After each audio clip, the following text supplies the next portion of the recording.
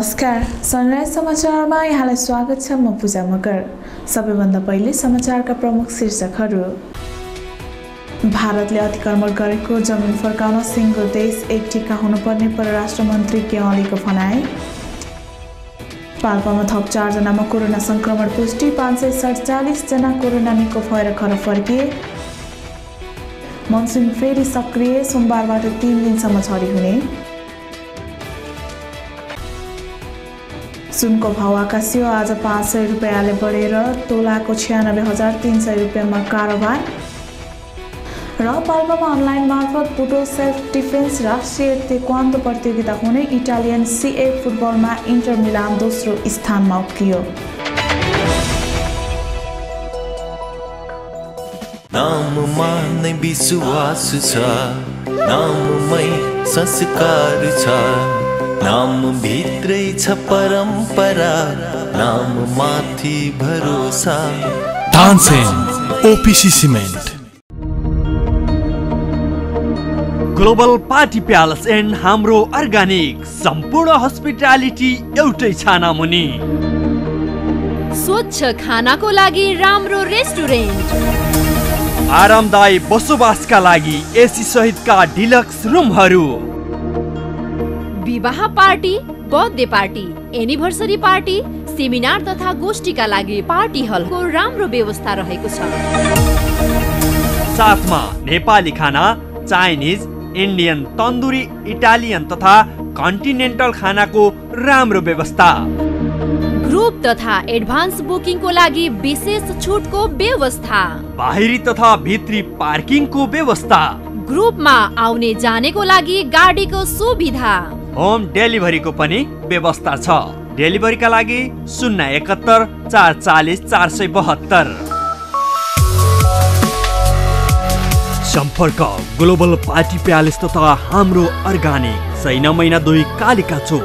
Mobile 9857 71 874, 9857 31 393, 9857 71 875।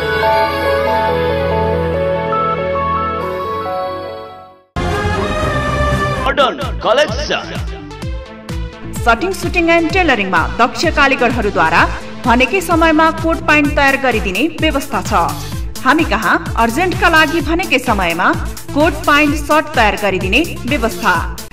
निजामती कर्मचारी र स्कुल कलेजको विद्यार्थीहरूका लागि 20% छुटमा ड्रेस सिलाउने व्यवस्था छ। 3 पिस सुट सिलाउँदा कोट कभर, सर्ट र टाई फ्री। विद्यार्थीहरूका लागि कपडा सिलाउँदा 10% छुटको व्यवस्था। कुनै पनि सङ्घ संस्थाको लागि होलसेलमा ड्रेस सिलाउने व्यवस्था। त्यस्तै गरी उच्च स्तरीय ब्रान्डका कपडाहरू रेमन्ड, बिमल, मयूर, ओसियम, हेयरी कलेक्सन, इटली, इङ्ल्यान्ड ब्रान्डका कपडाहरू। फाइनल फिनिसिङ एन्ड सटिङ सुटिङका लागि मोडल कलेक्सन। तपाईँ फोन मात्र गर्नुहोस्, हामी त्यही ठाउँमा अर्डर लिन आउनेछौँ। सम्पर्क model collection, shirting suiting and tailoring, Lahari Pipal, Tansen, Palpa, TU campus अगाडि। सम्पर्क number 9804 66 936, 9875 40 084। Modern collection.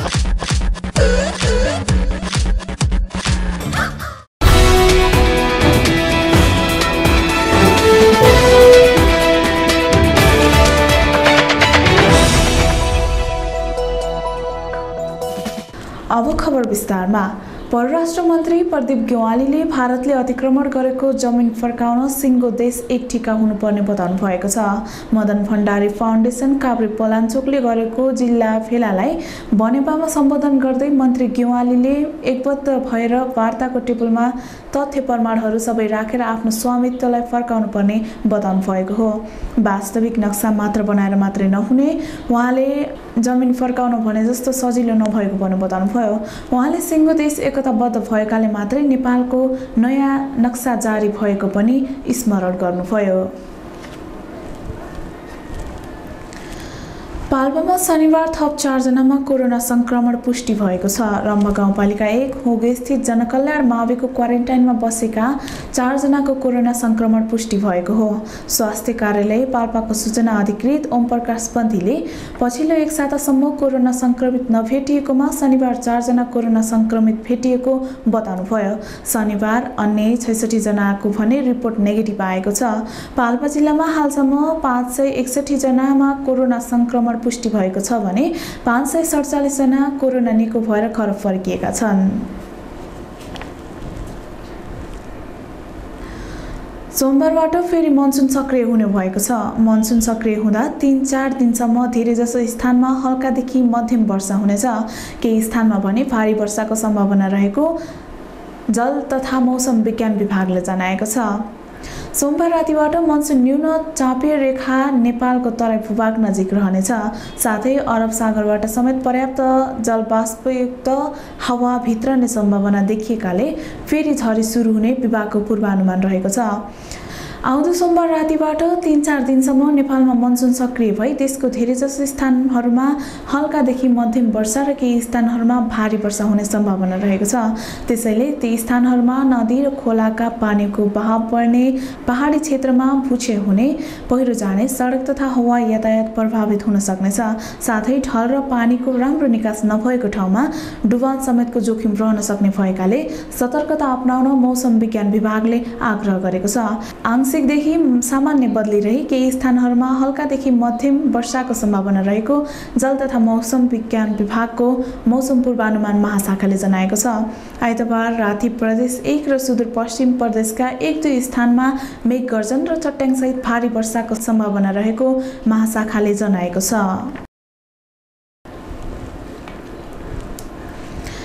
Palpa ITF taekwondo संघले प्रथम पाल्पा आइटिएफ पुरुष भर्चुअल अनलाइन मार्फत सेल्फ डिफेन्स राष्ट्रिय तेक्वान्दो प्रतियोगिता गर्ने भएको छ। नेपाल राष्ट्रिय तेक्वान्दो महासङ्घको सहकार्यमा खेल सञ्चालन गर्न थालिएको आयोजकले जनाएको छ।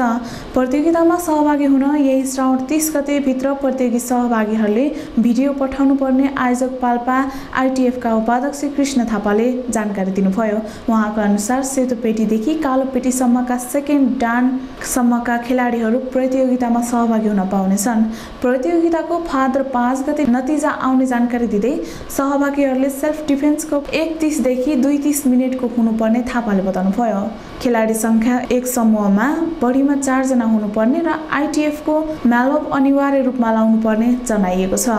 मार्शल आर्ट सिप प्रदर्शन गर्ने धेरै विधिहरूको प्रयोग गरेर दर्शकहरूलाई मनोरञ्जन दिने प्रस्तुतिकरण द्रुत गतिमा उच्च ऊर्जा रोमाञ्चक नाटकीय र हेर्नका लागि रमाइलो हुनुपर्नेमा प्रतियोगी सहभागीहरूले ध्यान दिनुपर्ने आयोजकको भनाइरहेको छ। भिडियोमा कुनै पनि सम्पादन गर्न नहुने भन्दै कोरोना संक्रमणको असरलाई ध्यान दिँदै कभर्ड हल मात्र नभई जस्तो सुकै ठाउँमा पनि भिडियो बनाएर पठाउन सकिने जनाइएको छ। प्रतियोगितामा प्रथम पुरस्कार 7,000, दोस्रो पुरस्कार 5,000 र तेस्रो पुरस्कार 3,000 नगद राखिएको छ।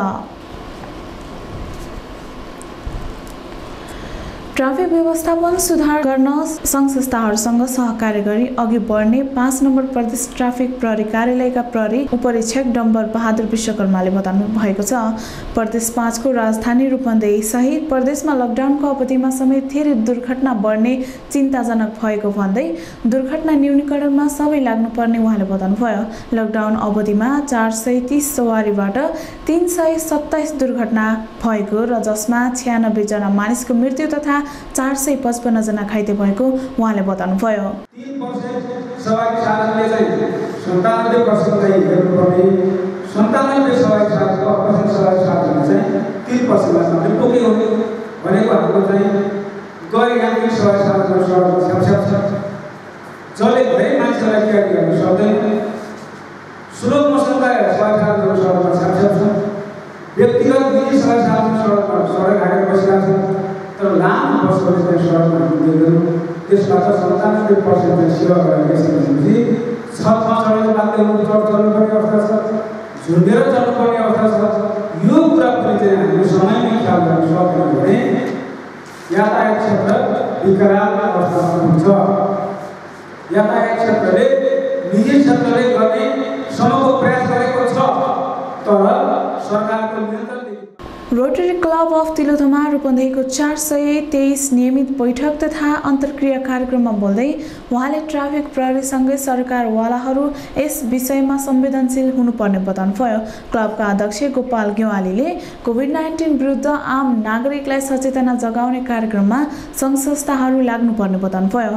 लकडाउनसँगै अब दूरी कायम र मास्क प्रयोगलाई ध्यान दिनुपर्ने उहाँले बताउनुभयो। ट्राफिक प्रहरी मार्फत आम नागरिकलाई सचेतना जगाउन 500 थान मास्क 5 नम्बर प्रदेश ट्राफिक प्रहरी कार्यालयका प्रहरी उपरीक्षक डम्बर बहादुर विश्वकर्मालाई क्लबका अध्यक्ष गेवालीले हस्तान्तरण गर्नुभएको हो।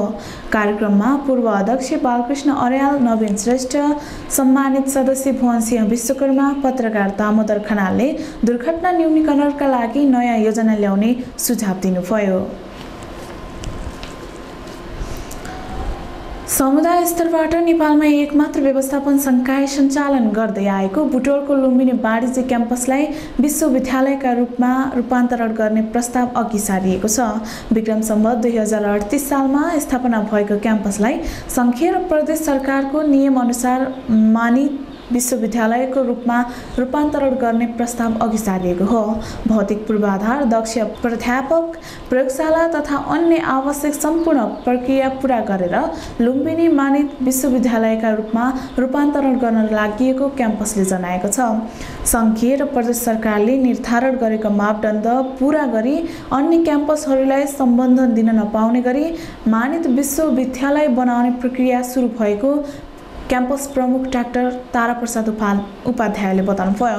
उहाँले स्थानीय प्रदेश तथा राष्ट्रिय अन्तर्राष्ट्रिय रोजगार बजारमा आवश्यक दक्ष जनशक्ति उत्पादन गर्ने उद्देश्यले क्याम्पसलाई मानित विश्वविद्यालयका रूपमा रूपान्तरण गर्न खोजिएको बताउनुभयो। उहाँका अनुसार स्कुल अफ म्यानेजमेन्ट र स्कुल अफ साइन्स एन्ड टेक्नोलोजीका रूपमा रूपान्तरण गर्न खोजिएको हो। विश्वविद्यालयका लागि कम्तीमा 25 बिघा जमिन र 50 करोडको अक्षय कोष आवश्यक पर्ने मापदण्डमा उल्लेख रहेको छ। क्याम्पस यसका लागि तयार भइसकेको छ। संघीय र प्रदेश सरकारले विश्वविद्यालय सञ्चालन गर्न सक्ने संविधानमा उल्लेख गरेको छ। प्रदेश सरकारले बुटोलमा समुदाय तहबाट स्थापना भएको लुम्बिनी वाणिज्य क्याम्पसलाई मानित विश्वविद्यालय निर्माणका लागि आफूहरूले सक्दो सहयोग गर्ने सामाजिक विकास मन्त्री सुदर्शन बरालले बताउनुभयो।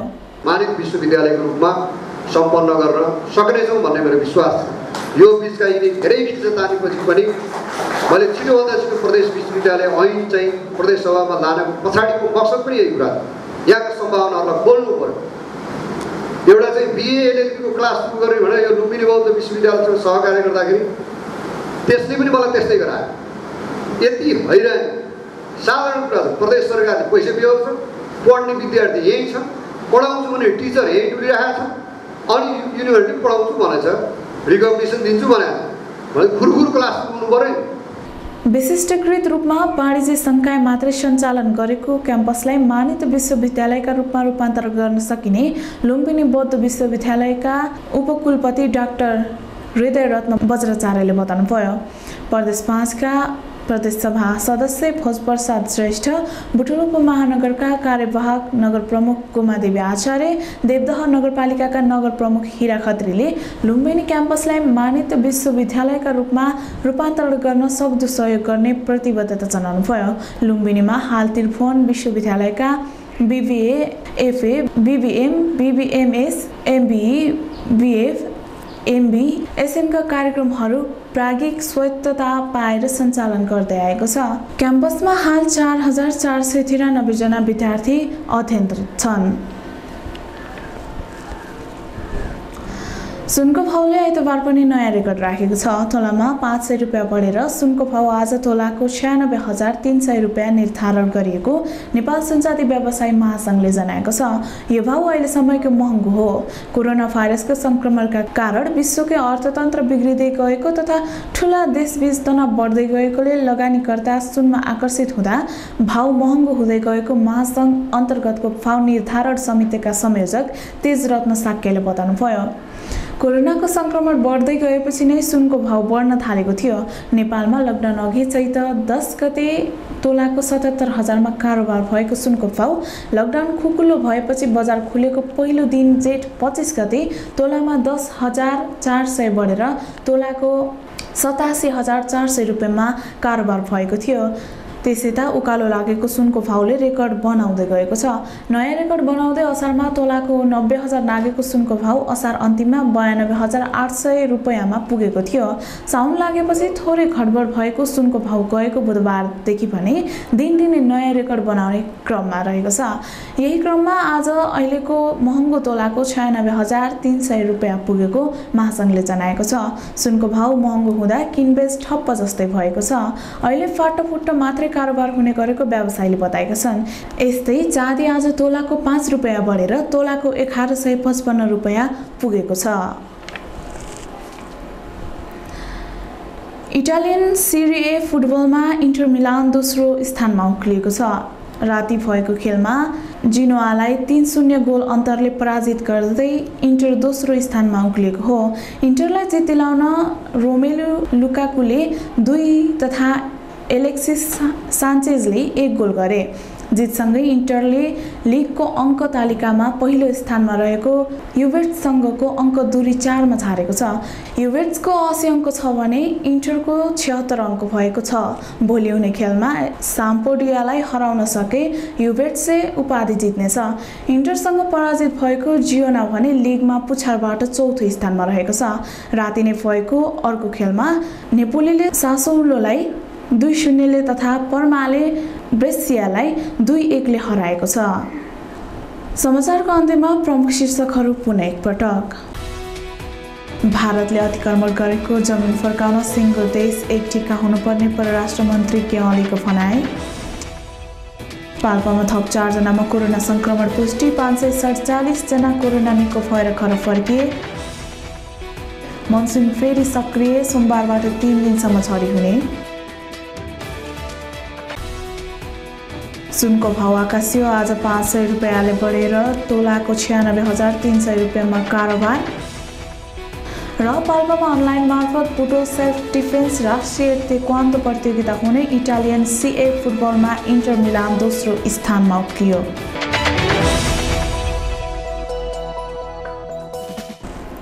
हस्त अहिलेका लागि सनराइज समाचार यति नै। अर्को समाचार लिएर हामी पुनः उपस्थित हुने नै छौँ। तबसम्मका लागि हामी सबैलाई बिदा दिनुहोस्। नमस्कार।